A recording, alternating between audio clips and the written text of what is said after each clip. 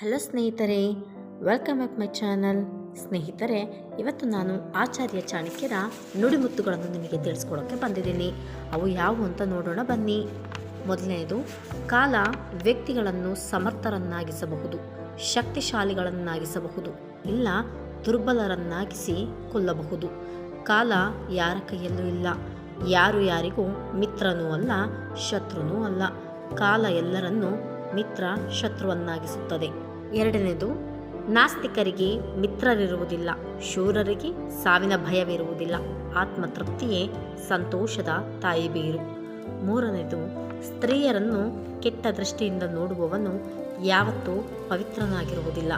ಅವನು ತನ್ನ ಅವನತಿಯನ್ನು ತಾನೇ ಆಹ್ವಾನಿಸಿಕೊಳ್ಳುತ್ತಾನೆ. ನಾಲ್ಕನೇದು, ಚಿನ್ನದ ಅಸಲಿಯತ್ತನ್ನು ಪರೀಕ್ಷಿಸಲು ಅದನ್ನು ಬೆಂಕಿಯಲ್ಲಿ ಹಾಕಿ ಬೇಯಿಸುತ್ತಾರೆ.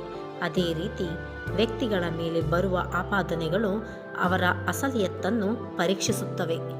ಐದನೆಯದು, ಜೀವನದಲ್ಲಿ ಏನನ್ನಾದರೂ ಒಂದನ್ನು ಕಲಿಯುವಾಗ, ಬಿಸ್ನೆಸ್ ಮಾಡುವಾಗ ಮತ್ತು ಊಟ ಮಾಡುವಾಗ ನಾಚಿಕೆಯನ್ನು ಸಂಪೂರ್ಣವಾಗಿ ಬಿಟ್ಟು ಬಿಡಬೇಕು.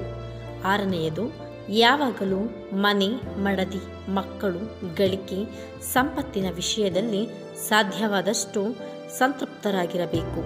ಆದರೆ ಜ್ಞಾನದ ವಿಚಾರದಲ್ಲಿ ಸಂತುಷ್ಟನಾಗಿರಬಾರದು. ಏಳನೇದು, ಯೌವನ ಮತ್ತು ಸ್ತ್ರೀಯ ಸೌಂದರ್ಯ ಜಗತ್ತಿನ ಶಕ್ತಿಶಾಲಿ ಶಸ್ತ್ರಗಳಾಗಿವೆ. ಎಂಟನೆಯದು, ಮನುಷ್ಯ ಒಂಟಿಯಾಗಿ ಹುಟ್ಟಿ ಒಂಟಿಯಾಗಿ ಸಾಯುತ್ತಾನೆ. ಅವನು ಮಾಡುವ ಕರ್ಮಗಳ ಆಧಾರದ ಮೇಲೆ ಆತ ಸುಖ ದುಃಖಗಳನ್ನು ಅನುಭವಿಸಿ ಸ್ವರ್ಗಕ್ಕೋ ಇಲ್ಲ ನರಕಕ್ಕೋ ಹೋಗುತ್ತಾನೆ. ಒಂಬತ್ತನೆಯದು, ಪ್ರತಿಯೊಂದು ಸ್ನೇಹ ಸಂಬಂಧದ ಹಿಂದೆ ಒಂದಲ್ಲ ಒಂದು ಸ್ವಾರ್ಥ ಅಡಗಿರುತ್ತದೆ. ಸ್ವಾರ್ಥವಿಲ್ಲದ ಸ್ನೇಹವಿಲ್ಲ. ಇದು ಜೀವನದ ಕಹಿ ಸತ್ಯ. ಮುಂದಿನ ವಿಡಿಯೋದಲ್ಲಿ ಮತ್ತಷ್ಟು ಚಾಣಕ್ಯರ ನುಡಿಮುತ್ತುಗಳನ್ನು ತಿಳಿದುಕೊಳ್ಳೋಣ. ನಮಸ್ಕಾರ ಸ್ನೇಹಿತರೆ.